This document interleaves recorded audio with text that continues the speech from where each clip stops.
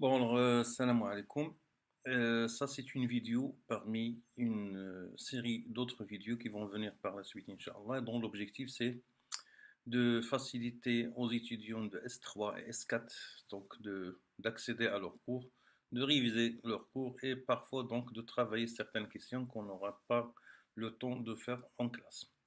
Bon, alors, l'objectif de cette vidéo, c'est donc d'étudier les intégrales doubles et triples. Bon, alors là, comme tout le monde le sait, les intégrales, c'est quelque chose de très utile en analyse. Vous connaissez ça depuis la terminale. Si vous avez une fonction qui part d'un segment AB à valeur dans R ou C, fonction continue, alors là, on peut définir son intégrale par la formule que tout le monde connaît, c'est-à-dire c'est f de B moins f de A, où grand F est une primitive de petit f.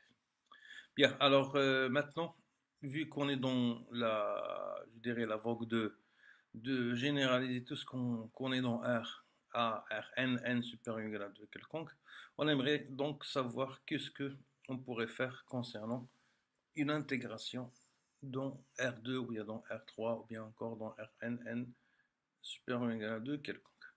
Donc le contexte serait le suivant, vous avez une fonction qui part d'une partie D de R2, il va arriver dans C ou bien dans R continu. Et donc c'est une fonction de deux variables que va être l'intégrale de la fonction. Alors l'objectif donc de ce cours-là, c'est exactement de donner les définitions et les propriétés de l'intégrale double et de l'intégrale triple par la suite. Bon, alors donc commençons tout de suite. Voilà, alors je vais prendre donc là l'exemple, bon, je prendrai la définition, donc c'est les intégrales.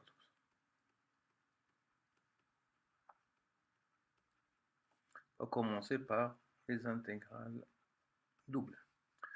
Bon, alors avant de se lancer dans les définitions, d'abord, on va essayer donc de restituer le contexte dans lequel on va travailler, c'est-à-dire c'est quoi les domaines dans lesquels on va travailler, etc. etc. Alors, pour commencer, on va travailler dans des domaines, ce qu'on appelle les domaines élémentaires. Ce sont des domaines simples dans lesquels on va essayer donc de donner les définitions. Vous allez voir par la suite, ces domaines élémentaires vont nous servir à définir d'autres domaines plus compliqués et voir même donc, c'est vraiment les domaines qui sont très très présents dans la pratique.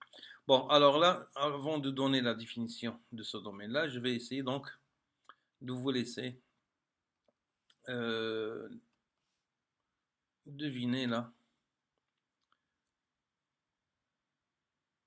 la paramétrisation. Voilà, alors donc je prends ici un A, je prends ici un B, et je prends donc ici c'est une à droite x égale à 1. Je vais prendre couleur totale. Voilà donc la droite x égale à 1. Je vais prendre encore la droite x égale à b. Voilà, donc ça c'est x égale à 1. Et ça c'est la droite x égale à b.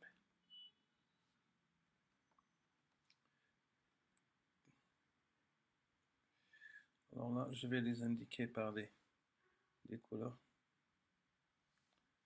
Voilà, donc par exemple ça c'est vert.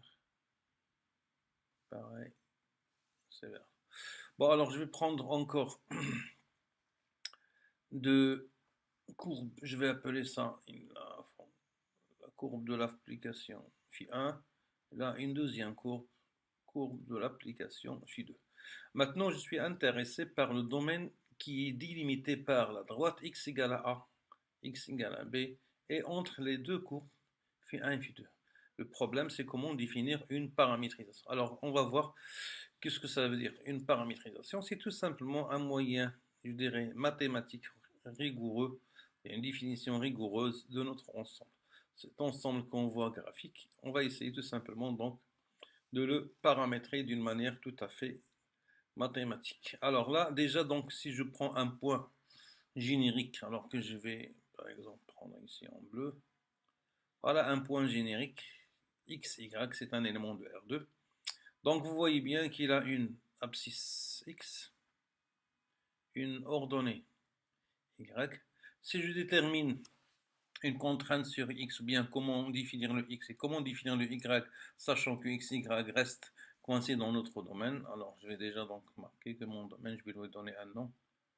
Voilà, donc mon domaine, je lui donne la définition D. Donc, dire que x, y appartient à D, qu'est-ce que ça voudrait dire pour le x et pour le y? Alors déjà, pour le x, je vois que il est contraint à varier entre A et B. Il ne peut pas dépasser A vers l'extérieur, il ne peut pas dépasser B à droite. Donc ça voudrait dire que x, déjà, son problème est résolu. Donc x, elle est compris entre A et B. Bien, maintenant reste le problème de y, c'est-à-dire déterminer les limites de notre y. Alors vous voyez bien que si je trace en pointillé cette ordre-là, donc ce point xy, pour qu'il reste dans T, alors verticalement, il ne peut pas descendre. Alors je vais tracer ça en rouge, ce point-là. Voilà, ce point-là en rouge. Donc mon point en bleu, pour qu'il reste dans le domaine D, il ne faut pas qu'il dépasse ces points-là et ce point-là. Si je regarde les coordonnées de ce point-là, donc je vais pouvoir dire que ce point-là, il a pour coordonnées x du moment que c'est sur la courbe, donc ça c'est exactement phi 1 de x. Et ce point-là, il est sur la courbe de phi 2, donc ça c'est exactement phi 2 de x. Dire que ce point-là, il a pour coordonnée x phi 1 de x, ça veut dire son abscisse c'est x, mais son ordonnée c'est phi 1 de x. Ça veut dire quoi son ordonnée? C'est-à-dire c'est exactement la valeur là. Ça donc c'est phi 1 de x. Là, c'est pareil, c'est phi 2 de x. Et donc voilà, c'est réglé pour le y. De même, donc le y, je vois qu'il est compris entre donc phi 1 de x et phi 2 de x. Alors faisons comme ça, on dit qu'on a trouvé une paramétrisation de l'ensemble de D. C'est exactement donc là. Alors là, il est déjà prêt là. Donc là, je vais le prendre pour ne pas donc. Voilà, donc c'est. Je vais l'insérer ici. Voilà. Donc mon ensemble de D, c'est exactement l'ensemble des x, y de R2 tel que x compris entre A et B et y compris entre phi 1 de x et phi 2 de x. Juste un petit mot là, on dit que x c'est la variable libre, puisque là il varie d'une manière libre entre A et B. Mais y, une fois on a donné le x, y lui il est contraint à varier entre phi 1 de x et phi 2 de x. Bien, alors étant donné donc, on connaît maintenant la définition de notre domaine D, c'est-à-dire on connaît une paramétrisation, on aimerait maintenant définir une définition, on aimerait bien définir donc une notion d'intégrale sur ce domaine-là. Alors maintenant, si je prends une fonction f qui part de mon domaine D qui est donné là, à valeur dans R ou bien dans C, c'est exactement la même chose, que va être l'intégrale double de f sur t. Alors par définition, l'intégrale de f sur d est donnée par la définition suivante. Alors on commence par le symbole. Ça donc c'est juste un symbole. Et comment est-ce qu'on calcule? C'est tout simplement on commence par l'intégrale libre de la variable libre, c'est-à-dire l'intégrale entre a et b ici dans notre cas. Et là, à l'intérieur, c'est l'intégrale de f de x, y par rapport à la variable qui est liée à la variable libre, c'est-à-dire donc ici, c'est phi 1 de x.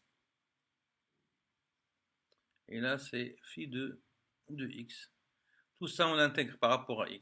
Donc, dans cette intégrale-là, x, elle est constante. C'est une constante. On intègre par rapport à y.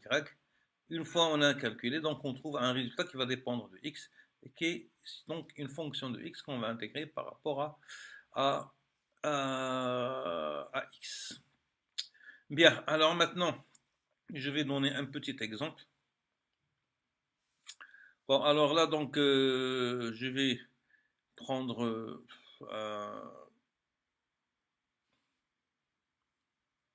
un exemple très simple. Je vais donc essayer de donner, voilà, et je vais donc prendre,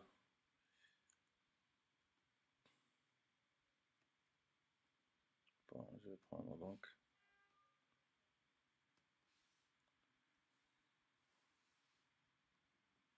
ça c'est, ouais. Maintenant je vais prendre,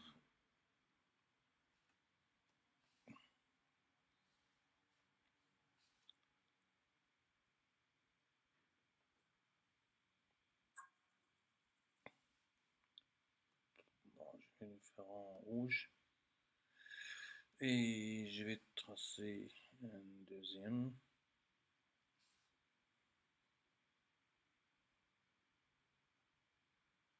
Bon, alors imaginez que c'est droit.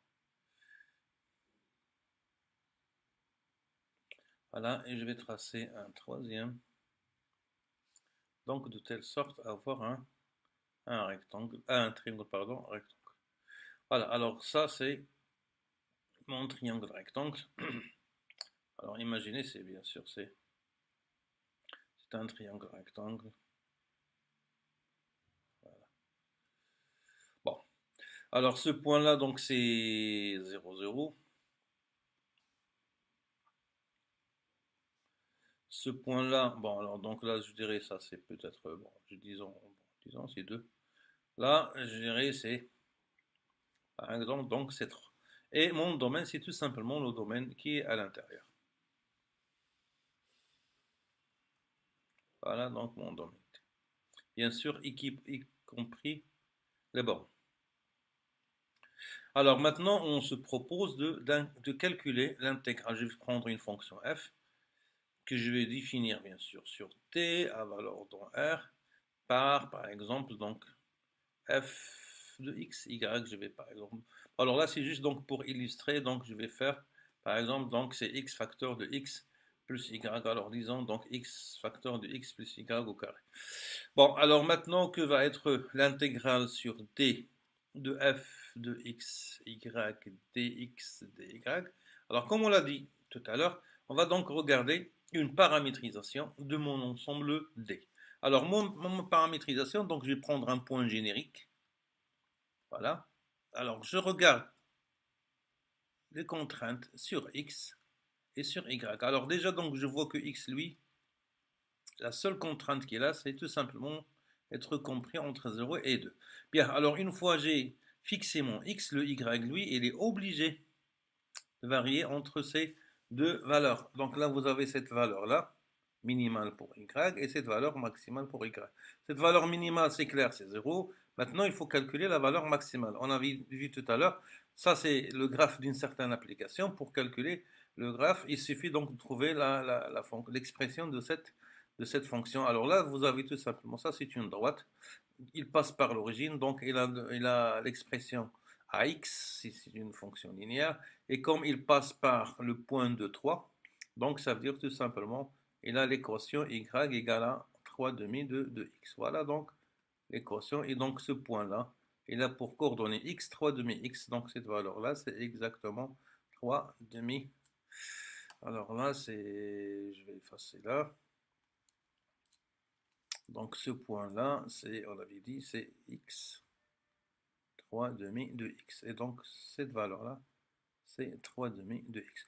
Et donc mon y, lui, il est compris entre 0 et 3 demi de x. Bien, alors une fois on a ça, il n'y a plus maintenant d'obstacle pour calculer notre intégrale. Donc notre intégrale, tout simplement, donc c'est l'intégrale. Alors là, la valeur libre, c'est entre 0 et 2. Là, c'est l'intégrale entre 0 et 3 demi de x. De quoi? De x facteur de x plus y au carré, dy. Et après, donc, c'est dx. Bon, alors là, c'est une fonction qui est très simple. Le x, c'est une constante, il va sortir. On va intégrer la fonction x plus y au carré. On connaît une primitive. C'est 1 tiers de x plus y à la puissance 3. à prendre entre 0 et 3 demi de x. Et voilà dx. Bon, alors si vous développez ce qui est à l'intérieur, c'est y maintenant qui va prendre la valeur 3 demi x, qui va prendre la valeur là. Donc ça fera, c'est l'intégrale entre 0 et 2 de x facteur de 1 tiers x facteur. Bon, donc je ferai ici 1 tiers. Et là, donc là, il va y avoir quoi? Il va y avoir x plus 3 demi x. Alors x plus 3 demi x, donc ça fera c'est 5 demi x. Et moins 0, donc tout simplement, il faut multiplier, alors x à la puissance 3, moins la valeur en 0, donc ça reste combien? Alors ça reste moins 1 tiers de x en cube. Si je ne me suis pas trompé dans les calculs, pour y égale à 3 demi x, donc ça fera c'est 2x plus 3, c'est 5 demi à la puissance 3, et pour y égale à 0, donc ça fera donc c'est x au cube. Alors vous calculez tout ça, vous allez trouver donc une fonction de x, et vous pouvez donc faire le calcul comme vous pouvez le faire comme toujours. Bien, alors maintenant on passe à un autre type de domaine. Alors tout à l'heure, on avait dit que c'était la valeur x qui était la valeur libre et y c'était la valeur liée à x par les fonctions phi1 et phi2. Alors maintenant, si jamais on échange les rôles, alors là, j'ai mon domaine qui est déjà prêt. Alors là, je vais le copier et donc je vais le présenter là. Voilà, mon domaine, donc, c'est xy appartenant à R2, tel que phi1 de x plus petit que y plus petit que phi psi2 de x. Et y, c'est la valeur libre entre c et d. Alors là, si, par exemple, vous voulez tracer ça, c'est comme tout à l'heure. Donc là, vous avez votre... Voilà, sauf là, on va donc, on va passer de l'axe des y vers l'axe des x. C'est-à-dire, donc, x maintenant devient une image. Alors, vous avez le domaine là, c'est entre C et D. Donc, à chaque y, vous faites associer un x, d'accord? Mais ce n'est pas n'importe quel x, il y a la contrainte. Donc là, vous avez le graphe de votre application C psi 1. Et là, vous avez le graphe de votre application C psi 2. Donc, vous associez un x. Et le x, lui, vous voyez bien, il ne peut pas dépasser ces deux valeurs. Voilà, donc, si je prends ces valeurs-là, vous voyez bien que cette valeur-là, c'est exactement psi 1 de y. Et cette valeur-là, c'est psi2 de y. Et là, c'est exactement donc le x. Voilà donc mon domaine delta. Alors, si je fais ça pour tous les points, voilà pour le point C, pour le point D. Donc, après avoir fait tout vos tracés, vous allez trouver donc que ça fera quelque chose comme ça, votre domaine delta. Alors, bien sûr, les bornes sont comprises. Voilà. Voilà votre domaine delta. Alors, pareil, maintenant, donc, on peut définir l'intégrale via notre fonction delta.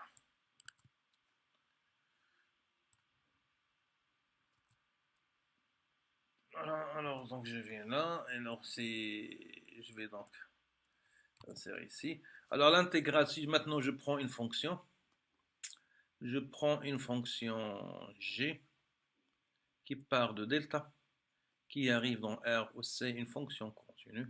Par définition, l'intégrale de g sur delta, c'est égal à ça. Bien, alors voilà donc les deux définitions principales des intégrales doubles d'une fonction définie, que ce soit dans le domaine D ou bien dans le domaine delta. Alors là, on pourrait se poser la question, et si jamais on a donc une définition qui on peut passer de l'une à l'autre, c'est-à-dire on a un domaine qui peut se lire comme un domaine D et qui comme un domaine delta. C'est exactement le cas particulier de ce qu'on appelle les rectangles. Alors là, si je prends par exemple comme ça, je prends A et B là, et je prends C et D là, donc vous avez, voilà. Donc ce domaine-là, c'est exactement donc ce qu'on peut dire un rectangle, c'est tout simplement AB, croix CD. Alors, que va-t-il se passer pour cet ensemble-là? Alors là, on a une formule qui est bien spéciale, qui s'appelle le théorème de Fibini. Alors, qu'est-ce qu'il dit le théorème de Fibini? Il dit tout simplement, je vais donc le prendre, il est là. Le théorème de Fibini vous dit que si vous avez un rectangle de ce type-là, alors vous pouvez intégrer par rapport à x en premier ou bien par rapport à y en premier, le résultat ne change pas, c'est exactement la même valeur, le même résultat et ça va donner toujours la même valeur. Ça donc concernant le sens des intégrations. Bien, alors maintenant il y a encore un changement de variable pour pour les intégrales doubles. Bon, alors pour l'instant, je ne peux pas le faire parce que là, on n'a pas encore le matériel nécessaire pour introduire les objets ou bien les outils qu'on va utiliser dans l'intégrale double, dans le changement des variables pour les intégrales doubles. Alors donc, je m'arrête là et on va continuer, Inch'Allah, dans une autre vidéo. Voilà, merci pour votre attention.